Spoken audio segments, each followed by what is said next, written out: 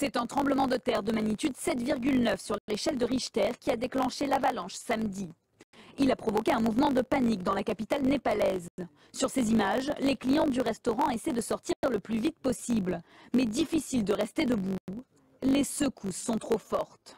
Plus de 2400 morts et 6000 blessés, c'est le nouveau bilan toujours provisoire du séisme qui a frappé le Népal. Les secours s'activent à Katmandou. L'aide internationale s'organise même si elle peine à arriver sur place. Et dans l'Everest, situation critique au camp de base touché par des avalanches. On compte 22 morts et plus de 200 disparus. Pour démarrer ce journal, d'abord ces dernières images, elles sont en provenance du Népal et l'on découvre l'étendue des dégâts. Des routes lézardées à cause de la puissance du séisme dans la capitale et des centaines de bâtiments à terre, notamment des temples religieux, joyaux du pays. La terre a tremblé au Chili. Un séisme de magnitude 8,3 a fait au moins 10 morts.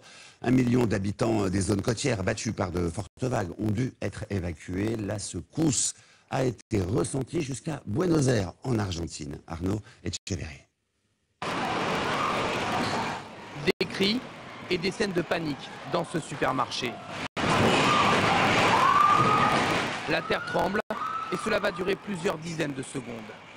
Un peu partout dans le pays, que ce soit à l'aéroport de Santiago ou comme ici lors de cette réception réunissant plusieurs centaines d'invités, les habitants ont retenu leur souffle. Ce puissant séisme, accompagné d'un tsunami, a ravagé une bonne partie des côtes chiliennes. Des centaines de maisons ont été submergées par des vagues de plus de 5 mètres. C'est stupéfiant. Personne ne pouvait imaginer une telle destruction. La mer a déferlé avec une telle violence. Tout a été englouti, la boue est arrivée et a tout recouvert. On ne peut rien faire. Le tremblement de terre a été ressenti jusqu'en Argentine, à plusieurs centaines de kilomètres de l'épicentre. Pour preuve, ce bassin de la région de Mendoza transformé en quelques secondes en piscine à vagues. Par mesure de précaution, 1 million d'habitants ont été évacués dans la nuit et dans le calme. Même si ce séisme est très puissant, les Chiliens ont appris à vivre avec le risque sismique. L'alerte au tsunami a été levée dans tout le pays. Le niveau élevé de préparation de notre pays nous a permis d'éviter un trop grand nombre de victimes.